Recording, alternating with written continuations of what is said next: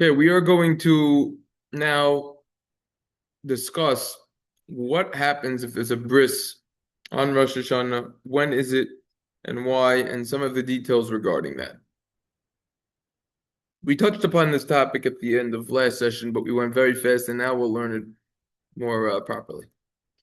So we're learning siman Tov Kuf Pei Dalet, the halachas of Rosh Hashanah about davening Rosh Hashanah, laining and Rosh Hashanah. And the last sif, the Shulchan Aruch says, Mullen, that we perform the bris mila bein kriyas Torah l'tkiya shofar. Okay? We perform the bris between laining and when we blow shofar. So the question becomes why? So there are around 4 reasons for this. We already saw a few of the reasons in the Beis Yosef, including this one that the Mishna Berura is going to quote. Mishna Berura in Yud Aleph says, "The Caf Hachaim bris Averahams sheyamilu v'akedes Yitzchak." This is the order of the first. We have the bris, the covenant of Avram, which is the bris mila, and then we have the akedes Yitzchak. The question is, why does Avram represent a bris? So the simple answer is, Avram is the first person to find Hashem and to perform the mila. They quote over here the Beis Yosef quoting the Terumas Hadeshen. We saw this Beis Yosef inside. Okay. Kedamrinam Rosh Hashana, as it says in the Gemara in Rosh Hashana, Lamatoikin b'shalayel. Why do we use specifically a ram's horn? Lahazkir elo shel Yitzchak, in order that we will mention and we will recall Yitzchak's ram. So see that Avram is first the actual bris, the actual mila. That's what he's about. And Yitzchak, by the akedes Yitzchak, everyone thought, including Avram Yitzchak, that Yitzchak was going to get shechted.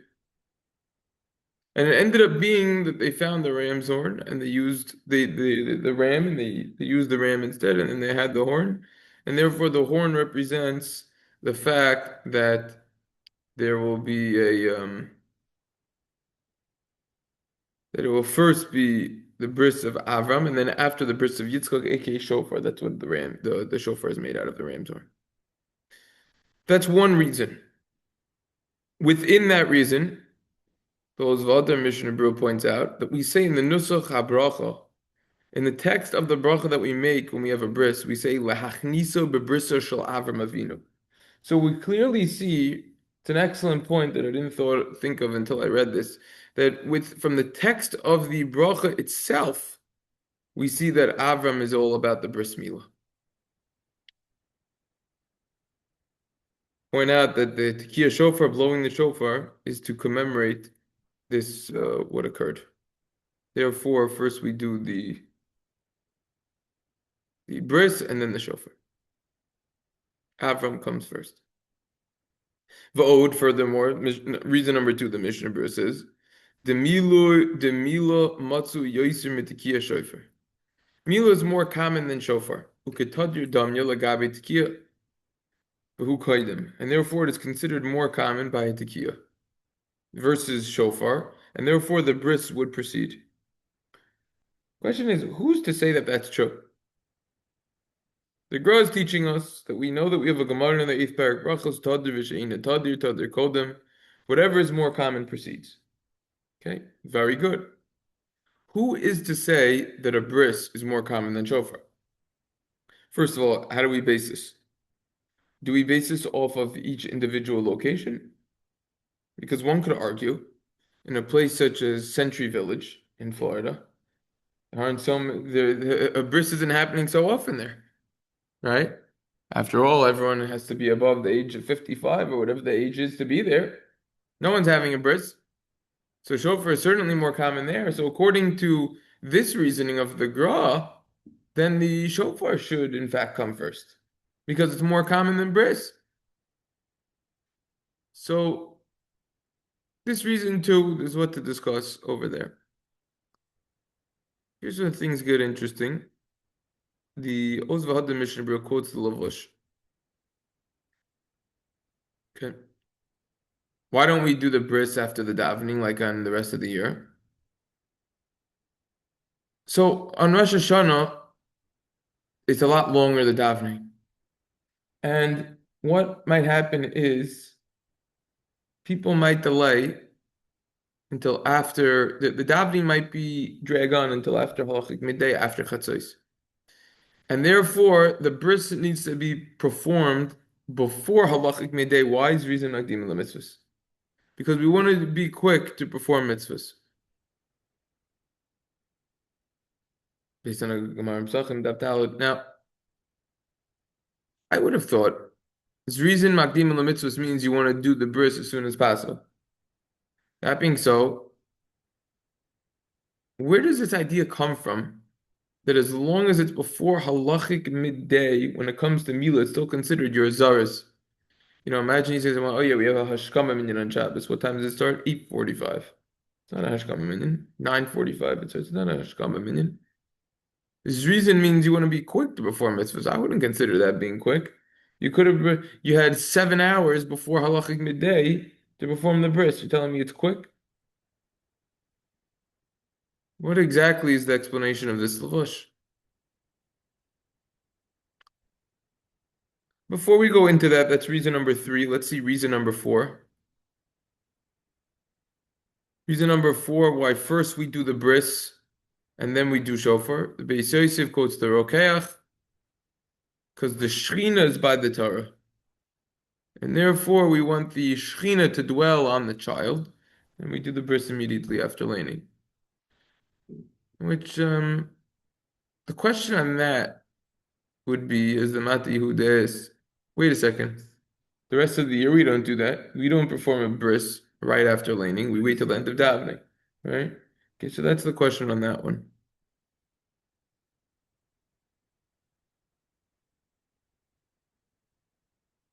Whenever you have a minyan, you do it.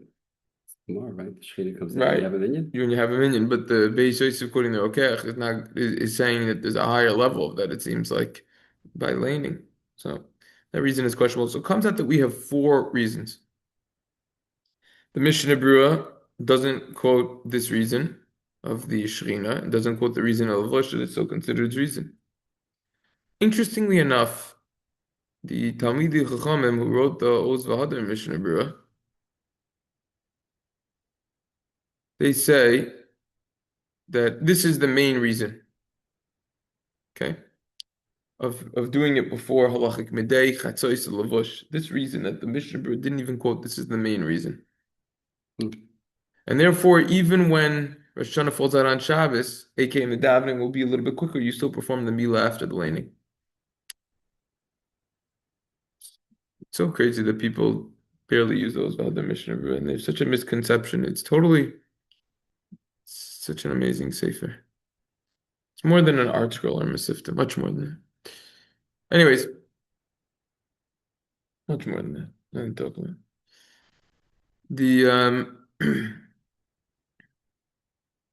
Once they enacted that you should perform the bris during davening, so they said, okay, do it before shofar, because Avram comes before Yitzchak.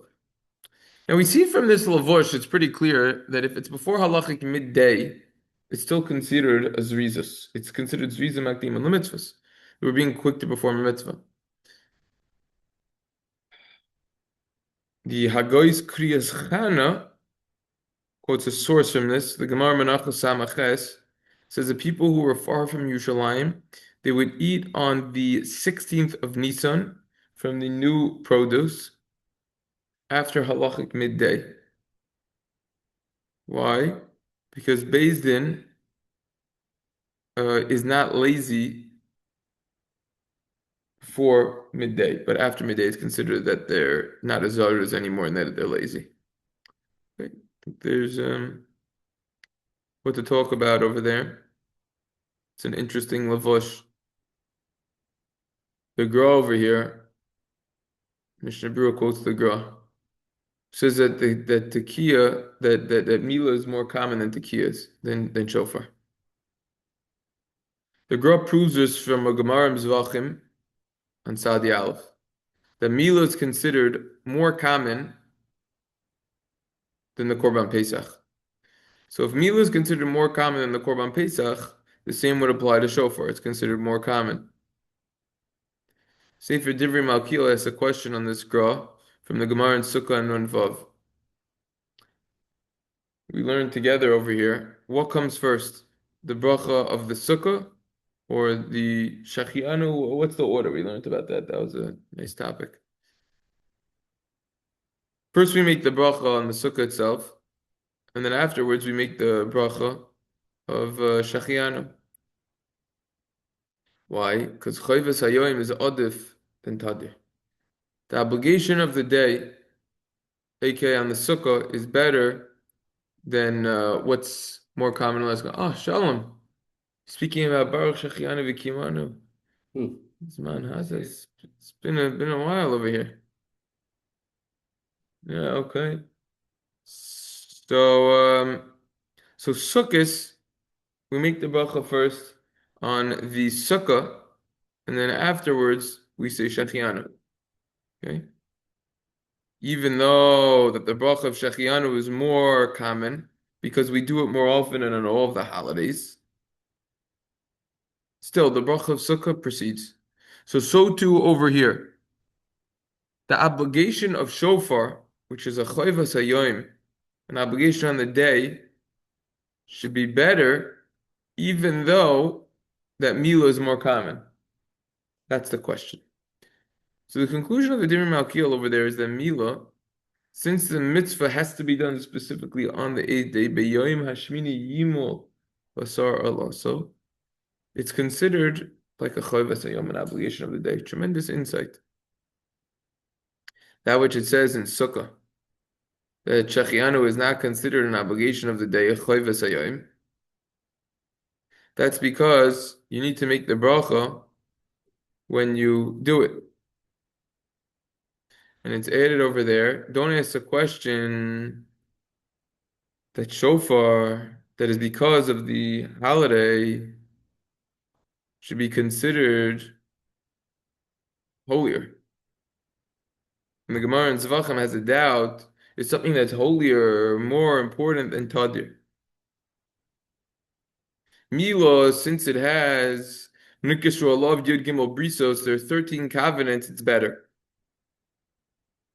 Mila would be better because it is common. It doesn't specifically mean common. The Gemara over there doubts this. The main reason is like the Beis Yosef said. First you have Averahams, then you have Yitzchaks. That which the Gra says that it's more common. That's just because the Vilna Gaon typically brings sources in addition to what's explicit. Okay. What to talk about over here in Lamdas? Certainly what to dabble with here. Mishna Berura continues. It says, in a place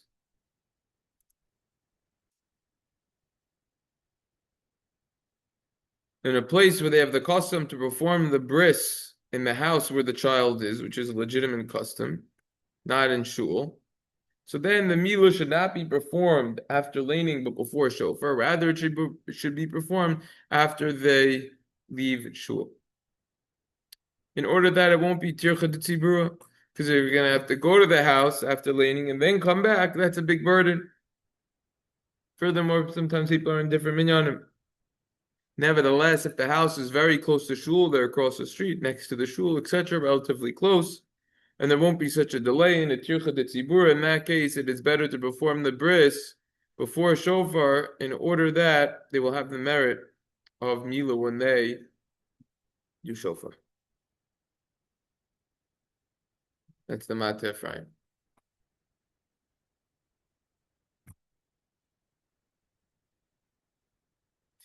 Next Mishna Berura talks about on Shabbos. If there's no shofar, we perform the mila after Asher. This is not Ashrim Sukkah Zimmer, this is right before musaf. After the mila and the brachos, then we say Yahalu. Sefer Torah is brought back, so it's interesting. The mila is done before they put back the Sefer Torah.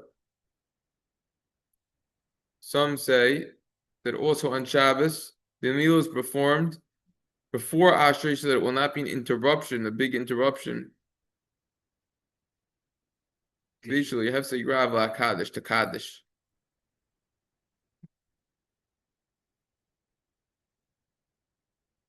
The Kaddish before musaf goes on Ashrei. Is meaning you say the Ashrei, then we bring the Sefer Torah back, and then we say Kaddish. But really the Kaddish is for Ashrei. Therefore the bris will come before that Kaddish. That's feel about Kaddish next to the Hefsek. Right. Right. Now the first opinion holds that no. Why does the bris come after Ashrei? Because Ashrei should be immediately after laining. Oh. So there's the whole discussion as to what's more important over here. Is it more important that the Ashrei should be that Ashrei should be said immediately in order that it's right after laining and then you perform the bris, or no? It is better to perform the bris and then say Ashrei so that there will not be an interruption between Ashrei and the Kaddish, because the Kaddish goes on that Ashrei. Because you cannot say Kaddish, as we learned in siman Sadi Beis, unless you have around 3 psukim. You asked a question. What about the psukim when you put the Sefer Torah away? What's the answer to that question? It's needed. It's part of the... Right, yeah, that wasn't considered a psukim. We had answers in Sadi Beis over there. Yeah, we saw that. Okay, can't do that for davening, not to delay.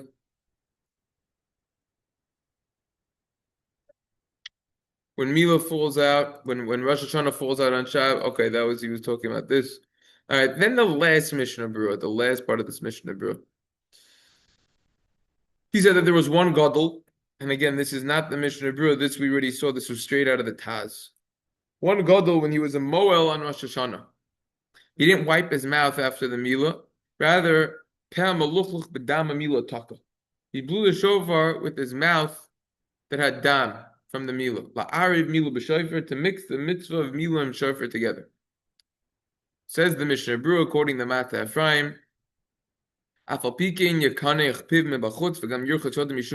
he should still wipe his mouth on the outside, and he should wash his hands out of honor of the bracha, respect for the bracha. Yeah, that's all because of covered bracha. I think we saw chatzitza possibly.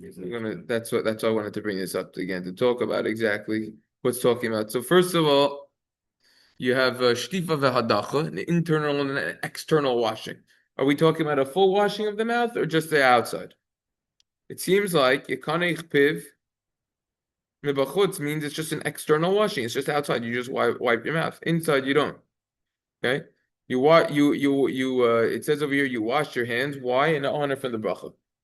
I would just like to point something out. The Mata Ephraim is being quoted on this. You have the Mata Ephraim, all of these Ephraims that we're going to see over here. Okay. The Elef HaMagen, for example, we're going to see quoted time and time again.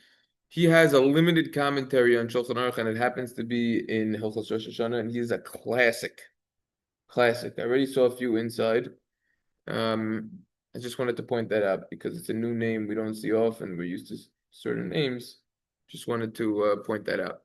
I don't know so much about his life, but that much I do know. They quote over here. See, look in the footnote about this story that he wouldn't wipe the dam off. Okay, we'll get there in a minute. You're gonna have to see. He says, look at the Ketza Hamata. Also, the Ketza Hamata, the Elef HaMagen, they're all on the Mata Ephraim. It's all one thing. So it's all Rosh Hashana. So he says, look over there, who discusses the connection between Mila and shofar. So, we already saw one connection. Avraham represents the bris Mila. Yitzchak represents the shofar. And Avraham and Yitzchak are obviously connected, son and father. Okay, why should he wipe the outside? The answer is this idea, this concept of mixing the dam of the mila with the shofar, and the two mitzvahs, you're going to fulfill that with the dam shebesoich piv that's inside his mouth. Okay, but you still wash from the outside. We'll see momentarily. Why do you need to wash your hands? Like the Mishna Berura writes in the first siman of Hilchos Netilas Yadayim for Netilas Yadayim for eating bread. In siman Kuf Nun Ches Sif Katan Chav Gimel. Hands that are dirty, Mikar Adin from the letter of the law Medina, you need to wash them because of the bracha. You don't need to wash them 1, 2, 3, rotating. Just wash them normally. That's fine. Rechitza ba'alma will be totally fine.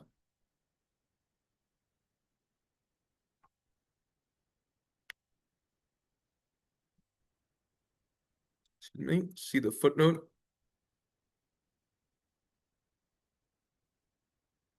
The Daglam Ravava. Rabbi Yecheskel Landau, the author of the Noda B'Yehuda and the Slach, Seal Nefesh. He says, it appears to me you should not do this. Not do what?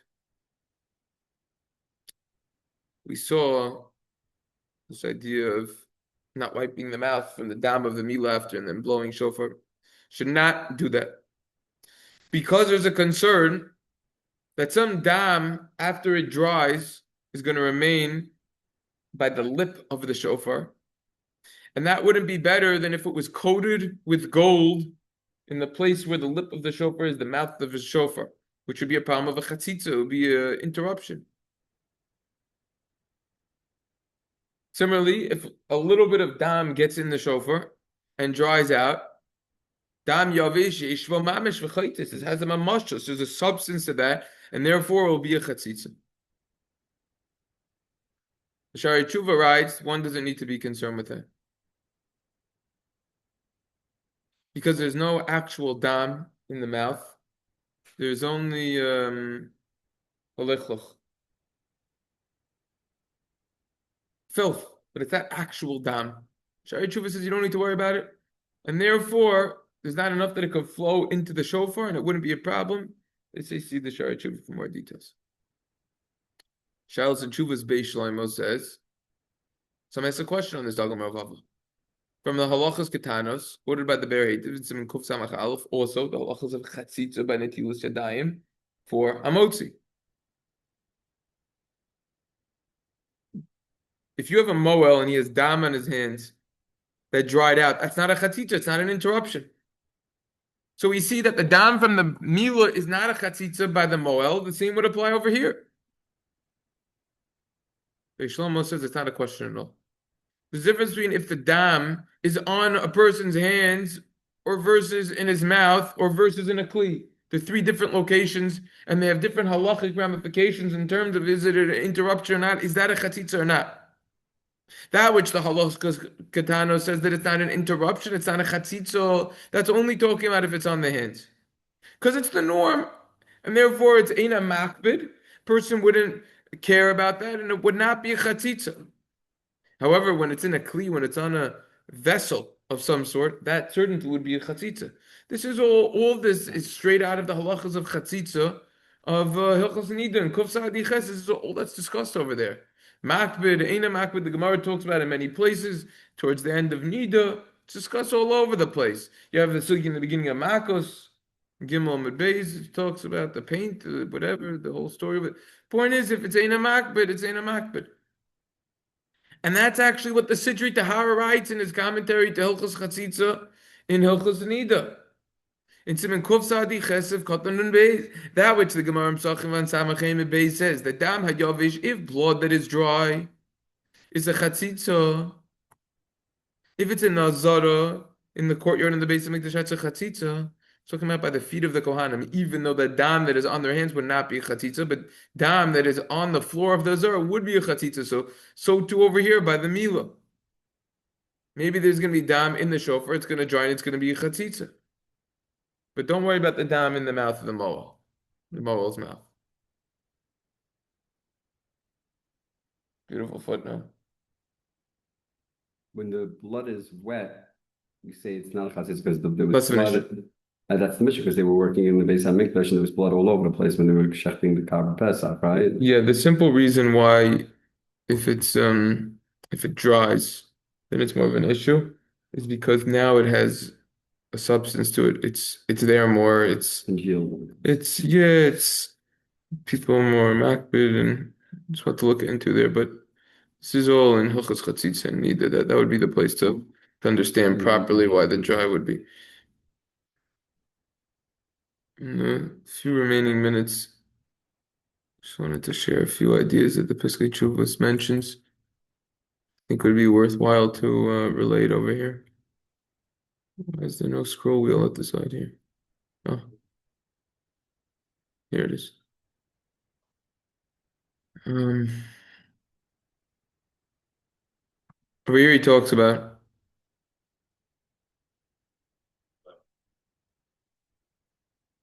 some say if you're inviting people and they're coming from multiple shuls to a bris on Rosh Hashana, and if the mila is going to be performed between laining and when you blow the shofar, it's going to be a tircha d'tzibur. It's going to be a big burden, and it's very difficult on Rosh Hashanah with multiple shuls to time everyone to come at the same time. Everyone's different parts of davening. It's not simple at all.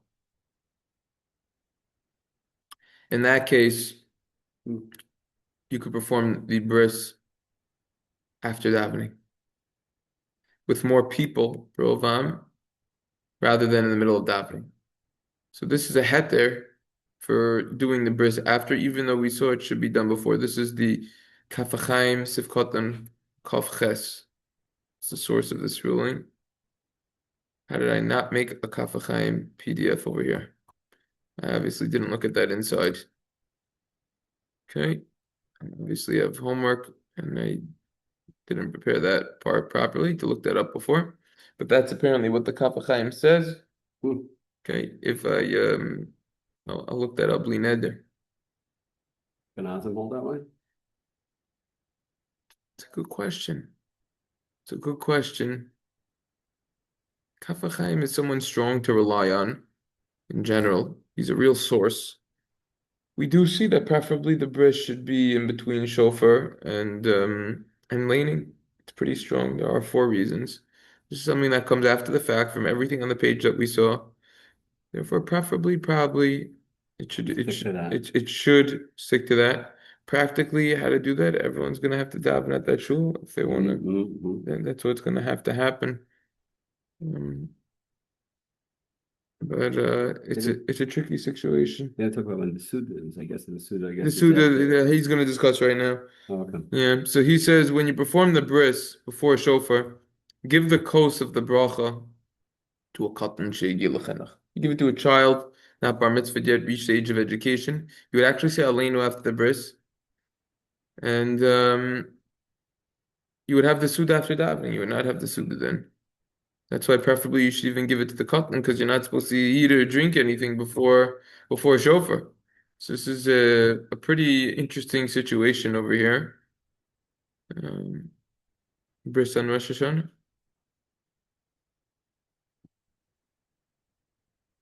Yeah, Alanu, the Prima Gadam says always comes after a bris. Shows that we're different than the Umas Ha'olam.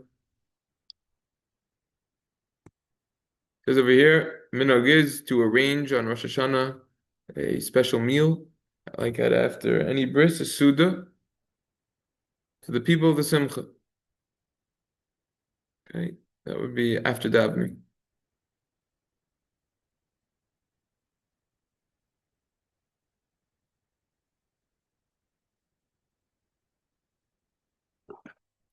The Lekut Yosher relates. I didn't look this up, but he quotes it in this footnote. Interesting.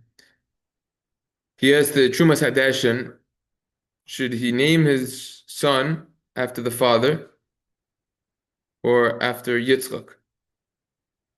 Terumas Hadeshen says him and his father are obligated to respect Yitzchak because Yitzchak is shofar. To give him the name Yitzchak? Yeah, that's what he is. Interesting. Yeah. No, I think that's the answer. Yeah, Yitzchak rather than even So after a parent. it's a cover to the others to give a name after your kid. Because specifically on Rosh Hashana, when the bris is on Rosh Hashana, Yitzchak represents shofar. So I thought that was interesting.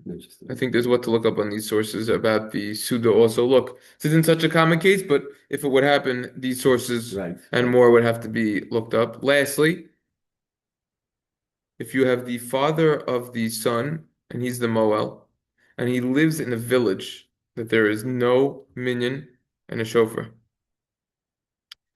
and mila of his son falls out in Rosh Hashanah, he should not travel from his house in order to hear shofar. If because of that, he will need to push off the time of the bris until after Yom Tov, because mila in its time is better than the mitzvah of shofar. Wow. That's specifically when we're talking about the father of the son. However, the moel, who is not the father of the son, is obligated to leave his city and travel on Rosh Hashanah to a place that doesn't have a minyan and shofar in order to perform mila in the proper time. Mitzvah, right? And he wouldn't be fulfilling the mitzvah of shofar.